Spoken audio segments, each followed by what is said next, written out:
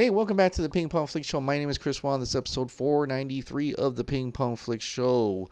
Birds of Prey is now sitting at a little over $154 million worldwide.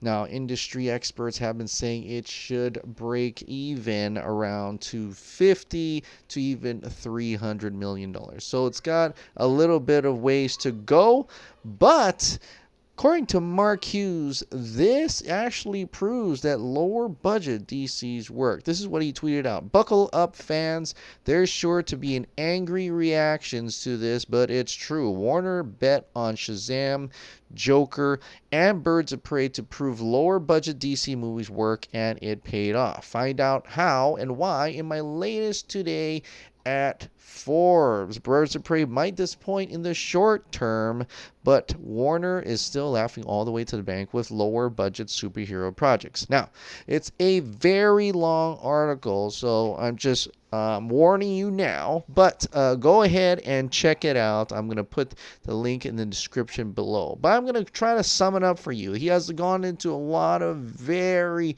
intricate details and certain things, but for the gist of it, what he's trying to say is that Warner Brothers is kind of injecting these smaller, lower budget DC movies on release dates as we wait for the bigger budget release movies. It's kind of like your filler towards the big blockbuster events that are supposed to happen, like Aquaman, like Wonder Woman 1984, like possibly The Flash, like Aquaman 2, and he indicates that the Batman is also one of those as well. Bigger movies, larger budgets, and a blockbuster time frame, right? He also kind of goes into detail how and why possibly Shazam and Birds of Prey didn't work as well, including, not putting enough marketing into it. The release dates were bad in terms of Shazam mostly. And of course, he doesn't really reference too much about Joker splitting the cost with that, but he does go into that, but not as much. But in any case, to summarize, he is trying to say that this is what Warner Brothers is trying to do. And if they are doing this, then I'm okay with it. I think that is a good, I kind of see it, and I think that's a good kind of indication of how they're trying to run their business. Instead of blowing out 2 or 3 large, big budget movies in a single year, you do one big budget movie and you do one lower budget movie, put it in one, a quarter here and another quarter here, just to split it up a little bit, but have a little bit of excitement and for DC as every years go on by, and that would be their slate there. So if that's their strategy, then I could totally see how that could work, although I still think they really should put a little bit more parts into the marketing of certain films, deservedly more, and also kind of boost that up just a little bit, and even kind of looking at who they're marketing for.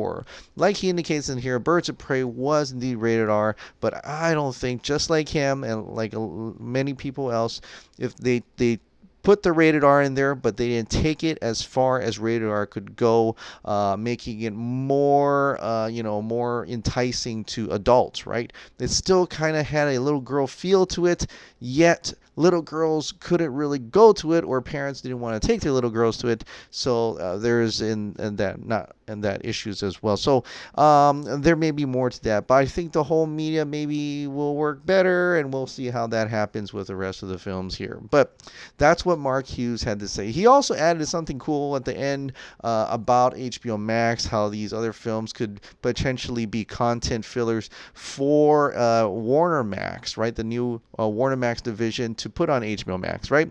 And he also says, and of course, release the Snyder Cut on HBO Max as well. So that's kind of cool. A little bit thing in there Mark Hughes put in, and I thought that was kind of really great. But in terms of talking about HBO Max, and people are always concerned about how to get it. Maybe they can't get HBO Max. Warner Media is involved with trying to get HBO Max content elsewhere, right? They want to be able to distribute it in other fashions, whether it be Netflix and stuff. Well, now is the start of something, and this is YouTube TV. There's actually a distribution deal in expanding a lot of that HBO Max content over to YouTube TV. It's not really clear over here if YouTube TV is available worldwide, but if that's the case, that is a step in the right direction so that people around the world can enjoy HBO Max content, especially the Snyder Cut gets released, without having to get HBO Max. That certainly is not going to be available in a lot of countries. It won't be available in America. So I think this is great way to expand the distribution deal, distributions in elsewhere, whether it be Netflix streaming, and of course, just get some of those in the movies, perhaps, right? So I think this is a cool step in the right direction, and I think possibly we'll hear a lot more of expanding that distribution and feeding other ways for people to get that content before they're able to, through their technicalities, get HBO Max to a broader range worldwide. So I think this is a great move and great news for people who are not able to get HBO Max right away. But let me know if you have YouTube TV in your country. I would like to know that. That is something that people who live in America don't quite understand about other countries yet. So that's kind of cool. Now, another big tinfoil. Sean O'Connell, of course, the writer, the managing director of Cinema Blend. He's also writing the book, Release the Snyder Cut book, the Release the Snyder Cut. And he tweeted out something really fishy today. And most of the time, maybe people might brush it off. But he says, remember the 6th of February? And below those answers, you do see some TPZ in here saying Release the Snyder Cut. Amateur Watch retweeted this saying Release the Snyder Cut. And more of that. I have no idea what's going on. I don't know at all. I don't even know if it's February 6th of this year or last year.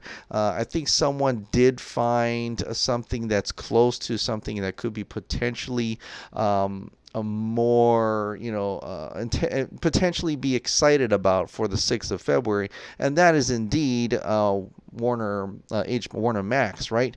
Warner Bros. Pictures and HBO announced Warner Max, a new film label that will serve as the feature production arm of HBO Max. Now, most people, including myself, this news came out February 5th, so that doesn't seem to be the case, but that is like the only real news I could see. Although, that stunt team dropped that Batman versus Parademon thing today, on that day, on the 6th as well. So, that could be something as well. But if we're looking at big things that could potentially have skyrocketed or been a big deal for the Snyder Cut, I think this would probably be it. And I think I did like a couple videos about this, how great this is to have at HBO Max. Warner Brothers, HBO Max are announcing Warner Max, a Warner Media division, created this division, letting Warner Max use the resources from Warner Brothers to create content, 8 to 10 mid-budget movies per year on HBO Max. And if that's the case, then it seems like it's going to be a really significant day towards the release of the Snyder Cut. In my opinion, anyway. I have no sources whatsoever, and so I'm just seeing it how I see it, and it's seemingly like this is the route that it's going to happen. And I'm hoping that the 6th of February. It could have been because it was announced in the 5th, and maybe Zack Snyder got the deal on the 6th. Who knows, right? I don't know. But in any case, it is exciting to see that, people like Sean O'Connell seems to be excited. He didn't not say it's not the Snyder Cut, so there's something to do that. And to see like a whole bunch of people who may be in the know about this, hashtag release the Snyder Cut as well. So I'm really excited about that, and I think you should be 2. Another tinfoil for you. Zack Snyder's JL relaunch for 2020. I talked about this. You do notice a little bit here, and someone pointed out to me that the time left to buy is in 9 days, 17 minutes, and 17 hours, I think, in 19 minutes. And if you look at your calendar, 9 days from when I'm doing this broadcast, is exactly March 1st, March 1st of 2020. March 1st, of course, is Zack Snyder's birthday. And what was the last thing on his last birthday he announced? Well, he announced for his birthday, he is giving his gift to us, and which is the Snyder Con, right? Now, okay, it's called the Director's Cut event, but we coined the Snyder Con at this point. But he announced that day, so it's possible, quite possible, that he will be announcing possibly the winner of the Zack Snyder's Justice League fan posters, or something else significant, maybe another Snyder Con, but we'll have to wait and see. So that's another kind of big thing that happened with Zack Snyder. Also, another one he dropped today, and I'm going to end on this. Zack Snyder posted this picture, almost wondering if it's a response to Ben Affleck about his, coming out about his alcohol problems, the problems with the studio and problems with his movies and stuff like that, and his and all that things that are coming up to light now. Diane Sawyer has another segment tomorrow about that. So it's almost like in response to that. At the same time, yeah, it's in color, and I don't know if this is from from BVS or possibly from Zack Snyder's Justice League, as Zack Snyder did indicate, like others have, that there are going to be more nightmare scenes in Justice League, and hopefully we'll have more of Ben Affleck as Batman in Zack Snyder's Justice League, to let us see him as Ben as Batman like one more time would be the best thing in the world, right? And if in the future, if it's easier for him to just be suited up a little bit and then be Bruce Wayne for most of the time, and have Richard Citrone just do all the stunts and do all the action, I think that could be a possibility as well. It'll be easier on him. He doesn't have to direct anything. He could just show up on set how Zack Snyder wants him to put it in. But that's up to him, and that's up to after the Snyder Cut is released, and if the reception is good and people want to see it continue, then I would definitely love to see that. But yeah, Zack Snyder showing support for Ben Affleck as Batman. Also, maybe been teasing that don't worry, we'll get to see him as Batman soon enough, right? So I think I'll end on that. So anyways, this is an incredible week so far, and hopefully we haven't heard anything about the Zack Snyder's Justice League fan posters.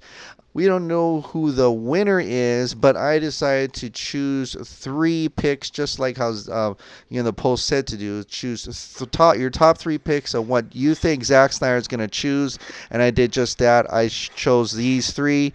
Very super hard, but here I go. Right, this is the 3 picks I did.